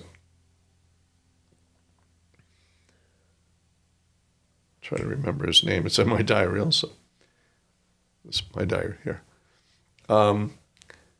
And I kind of suspected some things about him because I used to go visit him all the time. Calcutta was hot. And it was like the only air conditioner in all of Calcutta, Even Gargamuni used to go and was buddies with him. And this guy was all alone. He didn't have anyone to talk American English with, And he also was holding on to that air conditioner like it was his favorite child or something, So sometimes I would go to just see him. And O'Neill, Mr. O'Neill. So, he was in Calcutta, so I didn't think about it at the time. But he used to ask me, you were going to Mayapur? Oh, yeah, I was in Mayapur. Did you see any of the troops moving there? Because it was the Bangladesh War and all that stuff going on, Yeah. And he used to ask me stuff. And I'd deflect and give some mumbly-jumbly, because I didn't feel fully comfortable with that kind of questioning, But I didn't think about it. I didn't care. So now I'm going to Delhi, and I go to see his boss, the lady in charge of all India. all of India.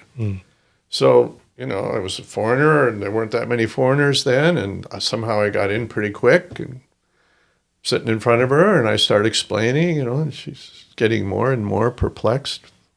What? She said, wait a minute, where is he? First she said, you're an American. She said, let me get this straight. You're an American. You're trying to get a visa for an Indian.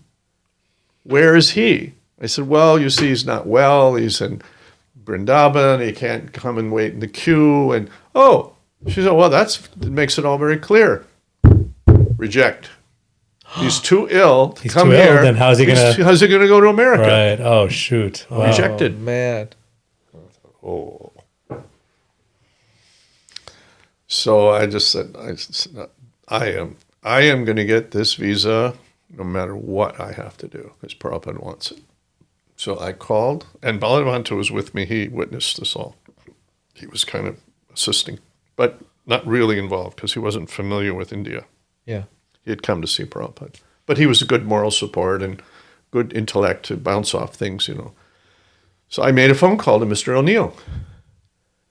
And first I said, Mr. O'Neill, he knew us, and he knew what we were. He knew who Prabhupada was. So I said, Srila Prabhupada needs a visa to go to America. He said, yeah. I said, okay, bring him in. I said, well, he's not well. I said, then he said, okay, well, you just bring his passport. I'll give you the visa. I said, well, it's a little more complicated than that, Mr. O'Neill. I said, I've already got a reject on that from this lady. He said, well, why are you calling me? She's my boss. So then I really stuck I said, O'Neill, I said, both you and I know that she's not your actual boss. And you know what I was inferring, right? That he was CIA. He was, because India was crawling with CIA at this time. Right. And it was. And it was actually crawling with CIA. Oh, it was. Yeah. Coca-Cola Company. What is the? The Ford Foundation. They were just basically all CIA. If not directly CIA, they were all writing reports, and it was all going because there was huge intrigues with Cold War. Yeah. Pakistan, India. It was all kinds of intrigues. So was that guy really CIA? Well, I'll tell you what happened. When I said that to him, he said, what the blank are you inferring? I said, Mr. O'Neill, please don't take it personal. You know I'm a fanatic. And I said, I am prepared to do whatever I have to do to get this visa. I said, even if it requires me to let the Indian government know what you're really doing here. Whoa, I don't know if you ever heard a drunken sailor curse, but that phone was shooting fire at my ear, And Balavanta said, I can't believe you just threatened a CIA officer. And he started threatening me on the phone. He said, you don't know who you're talking to, boy. He said, you don't know the consequences of talking like that. I said, Mr. O'Neill, please. I said, I realize it sounds offensive to you. But please understand, I have no choice. This is my life, right? And I said, and I will do it, no matter the consequences. I had to let him know I'm a crazy nut, You're not going to scare me because I'm too crazy, So he was yelling and screaming, and I said, O'Neill, I'm sorry. I said, there's a flight, Alliance Air. It's leaving from Delhi to Calcutta in the next whatever. And I said, I've got to get to the airport. Please don't. He was still yelling. He wasn't even listening. And I said, I'm going to put the phone down. Please don't be offended, but I've got to get, please, O'Neill. And I put the phone down, right? Me and Balavanta flew to Calcutta. And we got there, I think about 6 o'clock. And from Calcutta Airport, I put another call into O'Neill. And when he picked, he was like still yelling. I said, I'm here, O'Neill. And he really gave it to me, And I said, I'm sorry, I have to do this. And then he broke. And he said, with a lot of bad words attached to it, he said, all right, bring your blank, blank, blank passport and bring it to my office in the morning, and I'll give you your blank, blank, and then you better never show your face in front of me again, like that. Oh my God. And Balavanta heard that, and he said, wow. So he said, this flight's turning around, go back to Delhi. I came to be with Prabhupada. So he went back, So I went the next morning. And when Anil would come out, I handed it to his secretary. She went in the room, came out with the stamp. He wouldn't even see me. He was so mad. Right? So then I pick up, in those days, there were no phones hardly. And Prabhupada had one phone, with the entry of his cottage, that was the secretary's office, right? Mm-hmm. And there was a phone there. And Tamal was always sitting there.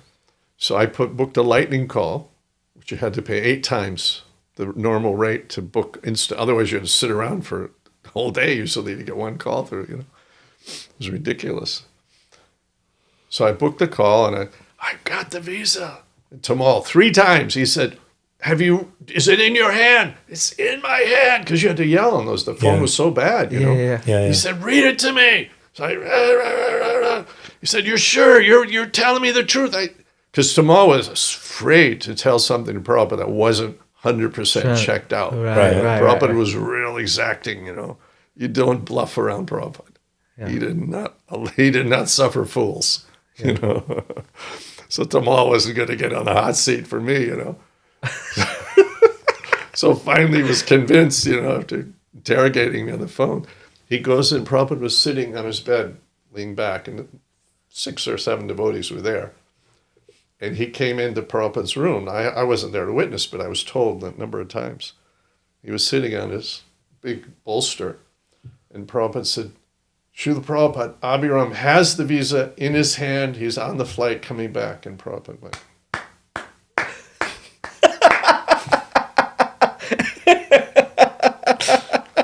and that was the sunam bonum of my life. Oh my Wow, what a story! And mind you, he's not like what he's now, like a experienced person. Yeah, He's 25 years old. 25 years old. That's 25, not. okay. That's absolutely crazy. Wow. Went toe to toe with the CIA. Well, that's what Well, all the devotees. I mean, he would do. never affirmed nor denied it, right? It was just like one of those course things. not. Of course not. Yeah. Yeah, but by his reaction. But by his reaction, something it's was like up, when for the sure. dentist is probing around and suddenly, whoa! Yeah. you hit, You hit something. You hit something. Something going on. Wow. Wow. So I don't know. They were all connected. I mean, they pass information. Yeah. It would have ruined his career. He had been pulled out. Yeah. It would have just been too embarrassing. And the Indians were so emotional, and they would have got all worked up about it, whether it was true or not. They were just taking the opportunity to, see all the parliamentarians getting a chance to be on TV, yelling, Yeah. protecting India. It would have been a big mess for him, for his career. Yeah. Whether it was true or false, it hardly mattered. So passport secured, visa secured. Plan is to go to America via Yes. London. Via London. So now this was the time, it was hot, and Prabhupada was really bothered by the heat, the attack on Mayapur, and the arresting of devotees. This was really weighing on him, because he said they were actually hoping to arrest me. That's what he thought. They would wanted to embarrass him. And he was feeling, and so now we're going out to some life member from Delhi sent a Mercedes-Benz, and I made a futon gadi in the back and put something on the footwell so there was a full bed there and a bolster so he could lay sleeping. I didn't go in that car. He was driven to the airport. I came in other cars with the baggage. And Pradumna, Arundhati, his wife, Shruti Rupa, my wife, Upendra. Upendra, Guru Kripa, Pradumna. And Pradumna had book bags on each side and baggage full of books. He was a moving library. He was like, and barefoot. And the dhoti, he's tall, so the dhoti was like halfway up to his knee. And he's got this excited, brilliant. He's an amazing person. Right? Yeah. And very, very beloved by Prabhupada, very trusted by Prabhupada. So he was there, and we were all going. So we got to Delhi airport. It was, I think it was Phelim. It was in the city, I think, at that time. I don't think it was the Indira Gandhi. Whatever it was like a small little, there were like 2 immigration officers. It was hardly anything. So we were all getting up to the immigration. Prabhupada was in a wheelchair, and he just was keeping his eyes closed and not participating, just, internalizing. And we were doing all the fussing. And in the course of all this, somehow he cleared right out. He's an Indian citizen. And they took his wheelchair, the immigration, and they took him right through. And we're all stuck up because we haven't gone through with the foreigners, And that's not done. So no one is with Prabhupada. So I burst through the immigration. I ran right through it. And they were chasing me. They were yelling. And I just ran and, after him. And then I saw one door with a little prestigious sign on it. And I burst in that door. I said, sir, help me. And, then all the guys chasing me, they stopped, because he was obviously the big man. And he could understand English. I explained everything. And he just told them, sort it out, Wow. So we got on the plane. As we were getting on the plane, Prabhupada said, I am so much disgusted with this country. I do not care if I ever return. Wow. India. That's what he said. Because of what was happening politically at that time, because of the way that the devotees had been treated and the arrests in Mayapur and the He said intrigue different things. He said, no one has helped me. They only harassed me. What have I done? Wow. It was horrible. It was petty and mean. Of course, that was the era of petty meanness. It was the whole Congress-giri, and they're just carrying on. They exploited India more than the British. Really briefly, for those who don't know, what happened in Mayapur? I wasn't there, of course, but there was an attack by some of the villagers. I think they were Muslim, and there was a bomb thrown, which blew off the already damaged leg of Bhakti Raghava Swami. It was already a polio-damaged leg. It was hardly of any use, but it blew that leg off. Right. It was a real bomb. And there was some shotgun fired back from the devotees, and some fighting went on, and the police came and arrested, I don't know, a whole group of devotees. I personally wasn't, but my impression was at least 20 devotees. And Bhavananda was part of it. And Chaitanya Jivan, who I had brought to India, he had joined with me years before, or I had brought him into the movement, I should say. And, he told me things, and they were put in jail, Right. So, but, India was wild like that. Right. So the flight, he said that in the flight, and then... So he sat in the flight, and the whole flight we were, Prabhupada wasn't always given, it wasn't even easy to get vegetables back in Vrindavan. We had to go shopping ourselves. It's not like, how sannyasis are treated today. You'd be surprised. So we weren't in we were in cattle class, in the economy. Right. So I was on an aisle. Shruti Rupa was next to me at the window. Then Guru Kripa was across the aisle, and then Prabhupada, and then Upendra, and Tamal was up in the front. Or not in the front of the plane, but just the next seat up. And another little anecdote, as we were fighting, Guru Kripa and Upendra have extremely opposite personalities. Guru Kripa is a real, macho guy, tough, strong man, And Upendra was a bit feminine and, and very good in serving, taking care of Prabhupada and things. That gentle side, yeah. And he could get a little hissy, about things sometimes. So they were always at odds with each other. And Guru Kripa would have probably loved to, agitate him, So in that flight, Prabhupada's in the middle of them. And he's sitting like this. And there was some fussing going on, and I was kind of seeing out of the corner of my eye, and I just kind of glanced over. As I glanced, Upendra throws his fist all the way across to punch Guru Kripa right in front of Prabhupada. Just boom. Oh my What? God. What? Yeah. And Prabhupada just sitting with his eye. This is how it was, things are far out. And Guru Kripa's like, he was like mystified, like, what? And he looks at me like, Like, what is this guy doing? really? Can you just imagine like being just like another passenger on that flight, just like watching this whole like Did the punch land? circus? Did the land Yeah, the punch? just on the shoulder. Oh, or okay, something okay, like that, What a cast of characters, huh? Amazing. Oh my God. And they say that, they were all afraid of Tamal. Like, these were all, unique personalities. Like people can speculate about what it was like, but to actually be there, Yeah, it's to have like lived through it. we could never experience it. Like the closest we can get is to just hear about it, but Yeah. What do they say? That truth is stranger than fiction. You can't make this stuff up. Right. It's Yeah. impossible to dream up Yeah. these kind of things. Oh my gosh. So we got to London in cattle class. So the whole trip, it was all misery. India, getting out, bursting out, breaking out. Not knowing if he could go, the visa, the passport, the whole thing, and finally he's out.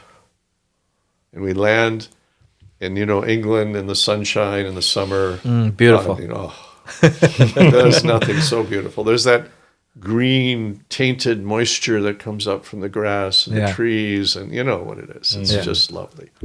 And we landed on one of those days, it's just perfect. The whole time we were there was perfect weather.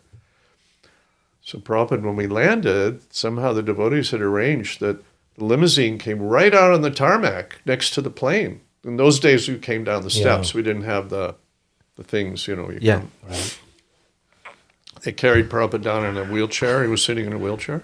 They took him right into the limo and right off to the manor. There was no immigration. They did maybe a little bit of checking in the car, but they treated him like a real VIP. England still had that sense, and you could get that kind of treatment.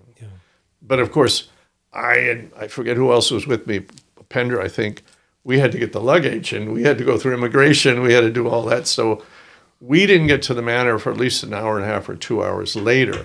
Mm-hmm. Now, during that time, Prabhupada came up to his apartment and all the devotees crowded in, and he was beaming with the devotees told me he was just radiantly so happy because there was such a wonderful crowd of devotees there in England. My God, such a group. It's impossible to imagine how they all assembled in one time. And he knew so many of them, And so they had a wonderful darshan, very loving exchanges. Who was the leader at the time? Huh? Who was the leader of England at the time? Akandadi, I think. Vichitravirya was there. So many of the famous ones were there. The GBC was Bhagavan? Oh, Jayatirath. Jayatirath, right. He wasn't there that day, but he came right after that. So I arrived as the devotees were filing out. And we put the luggage in, and then the room was empty to let Prabhupada, catch his breath. And he was sitting in the living room and that bay window in his rocking chair and just savoring the moment, looking out on that garden, the lawns by the little pond and looking out that way. And the windows were open. There was that wonderful air coming in after the hot India and, all that tension. And he was suddenly feeling so relaxed. And I was just sitting on the floor, just attending him. Not like sitting there as a friend or something. I was a slave. He had no obligation to even acknowledge me, So I was just sitting there in case he needed something. So then he said kind of to me, said out loud, obviously I was the only other ears there, everything in your Western countries is so nice. If only they wouldn't eat the cow. He looked at me and said, isn't there any other kind of meat they can eat besides the cow? Mm-hmm.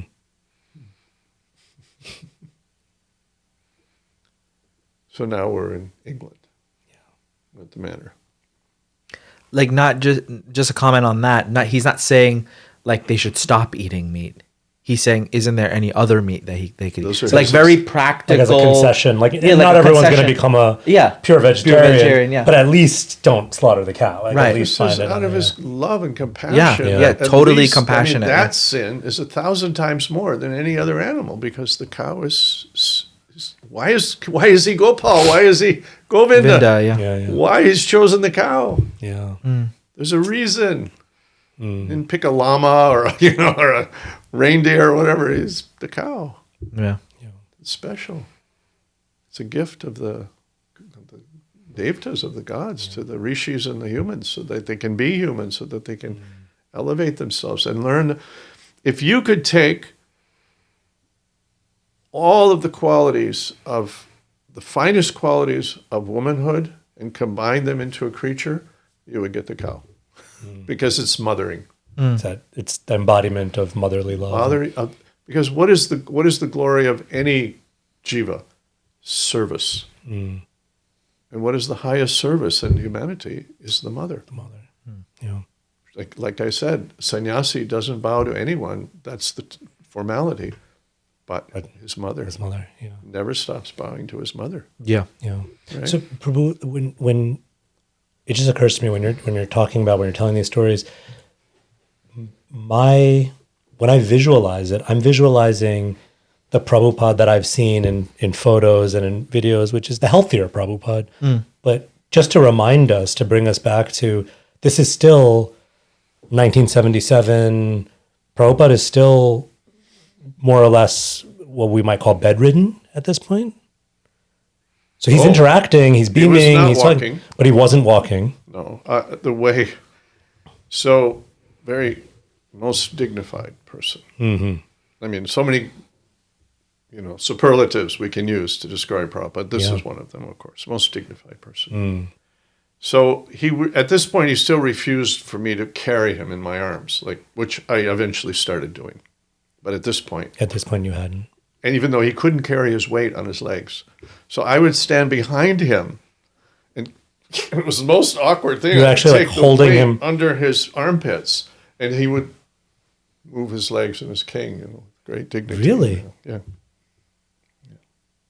And then sit him down or lay him down, or just bring him to the bathroom and sit him down, and and dressed him twice a day, fresh silks, gold buttons.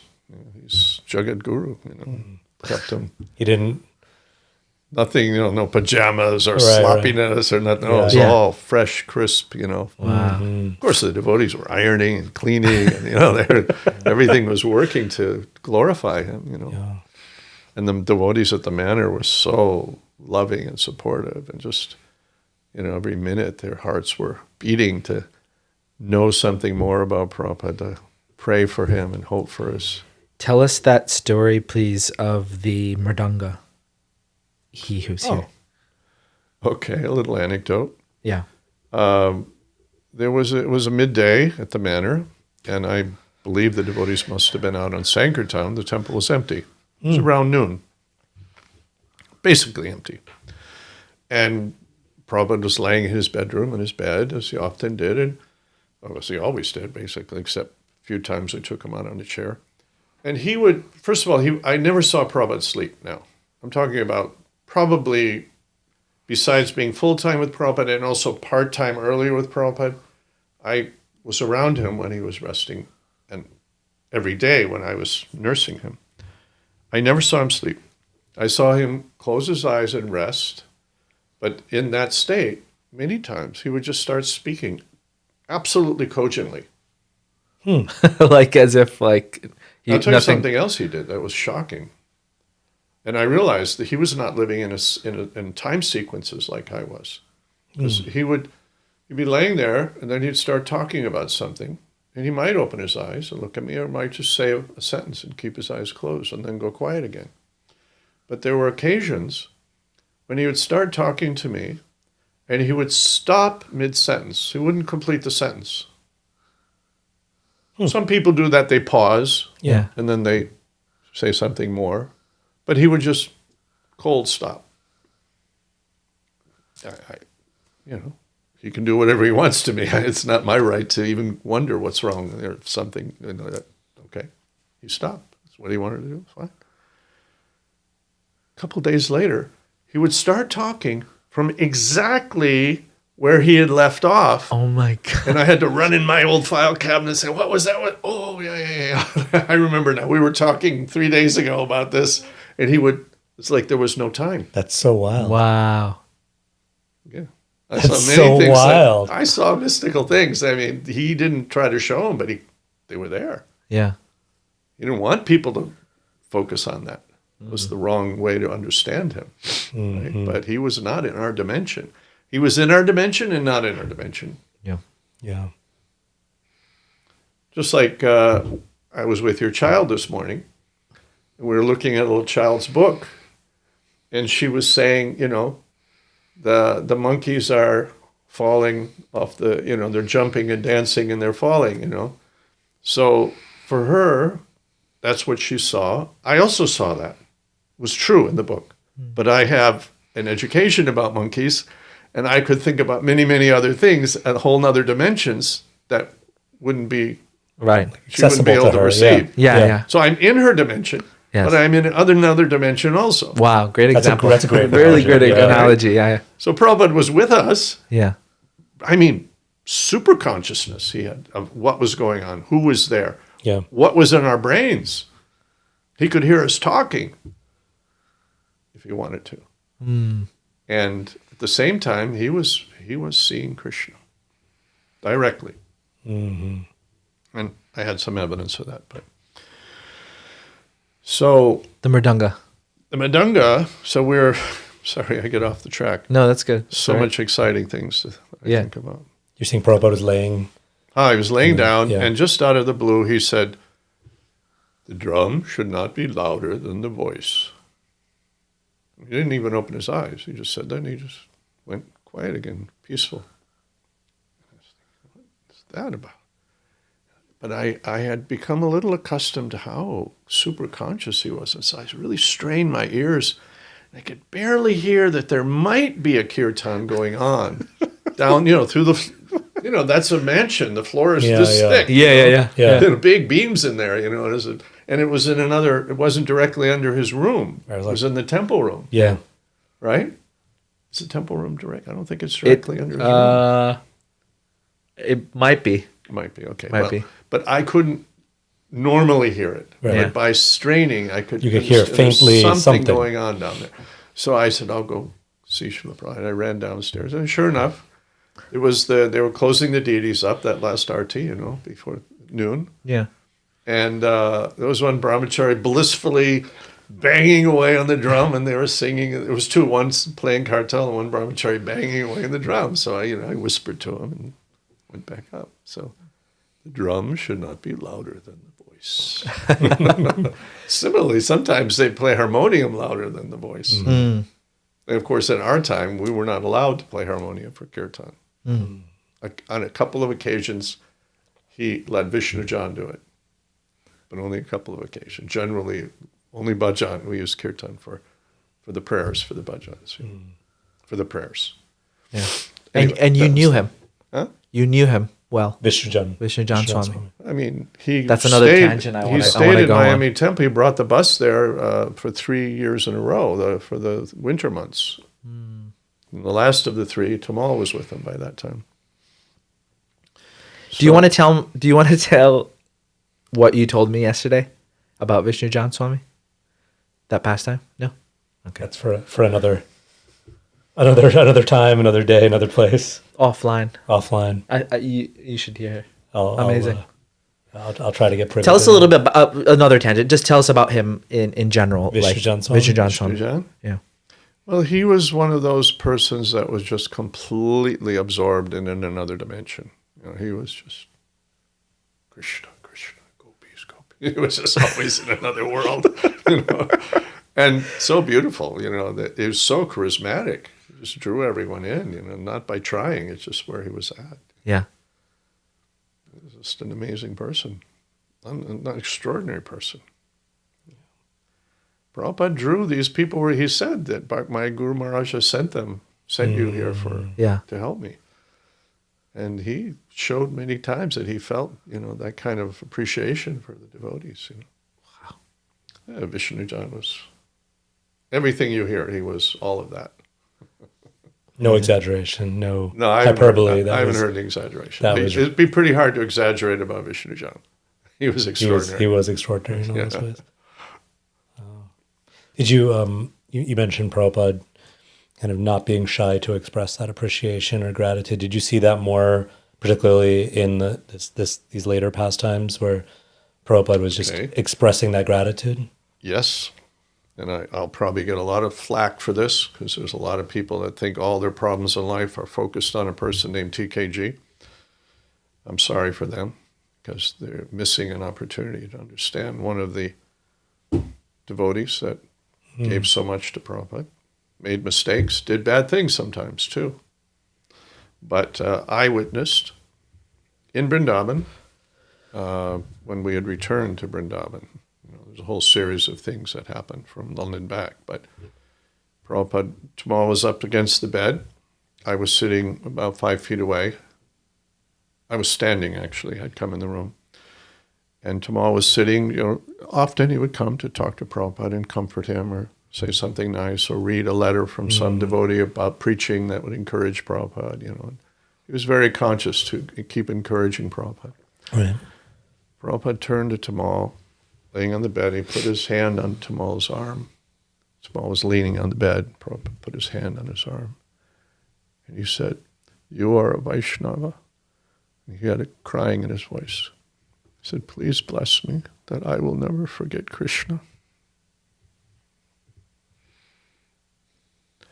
Now, keep in mind, I heard Prabhupada cry like this and show appreciation many times during this period. It was a side of Prabhupada that had not been, the defenses were down. He had to play the role of Jagat Guru and the guide and the father and the grandfather and all the things that he did for us. But these months, he would often cry in appreciation. I'll give you another example. In London, we would get many letters from devotees wishing Prabhupada, like you do with someone who's in hospital or who's unwell. Yeah. Wishing letters.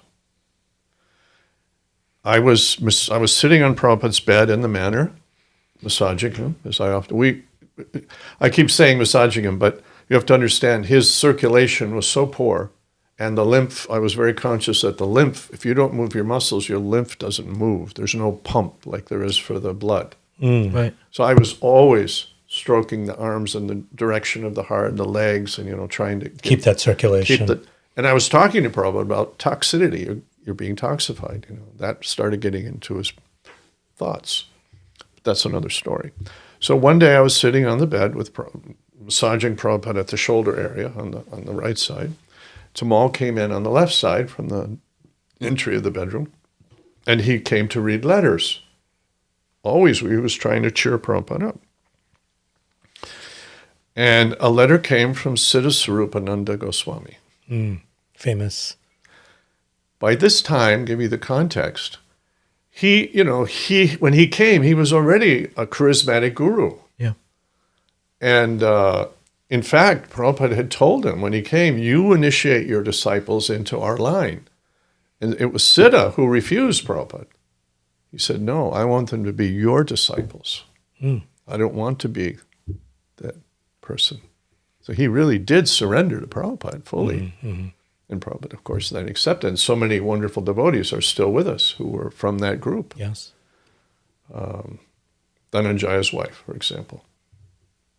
Balgopal. Yeah. Oh, wow. Yeah, She was from there? Yeah. She's from that group? Yeah. Oh, wow. Wonderful devotees came from that group. Amazing. Right? So, so you're saying Tamal Krishna Maharaj came in with a letter from Siddha. Now, at this time, because Siddha had, the older devotees had sort of earned their stripes the hard way, they had a little problem with a newcomer coming in with all this charisma and they didn't quite have the same cultural nuances, as the boys that had, they had blood, sweat, and tear, their way up, to help build the movement. Yeah. Suddenly he comes in. And so there was a little tension there. And they had different ways and different opinions. And Yeah. Siddha has a little different style. And so Siddha didn't feel very comfortable after some time, and he left. And he was still a devotee, he still is a devotee, but he had his own style, and he went back. And the general mood was, he's gone. He's gone. And this had been almost maybe 2 years by now. So, I hardly knew him. I had no feeling one way or the other. I didn't have any bad feeling about him, but he was gone. So the letter comes from Siddha. And here's basically what the letter said. He said, I'm very sad to hear of your condition, and I wish that I could trade my youth with your old age because you would use it properly for help saving the world. And, he made some other nice comments. It was a very sweet, very deeply sweet letter. Prabhupada was listening, had his eyes closed. And then the end of the letter went like this. I am a resident of Hawaii, and I hope that if you ever think of Hawaii, you might also think of me. And it was such a sweet gesture. I had glanced up at Tamal, who was reading the letter. Naturally, I was looking up. And I wasn't looking at Prabhupada's face. And suddenly I heard him choking. And I looked down. The tears had already squirted down to below his level of his mouth. They'd already squirted down. And here's what he said and roughly how he said it. He said, I am always thinking of you. I can never forget. This is how Prabhupada was. Thank you for sharing that. Yeah, thank you. We've never done this on the Namras podcast, but I think we should take a few minute break, stand up, and I think we should continue going. Let's go do a second episode. Absolutely. So we're going to take a break. Let's take a break and we'll cut and then come back. Yeah, cut and come back. Okay. Thank you, bro. Thanks so much. Is this picture coming in the screening? Krishna, Hare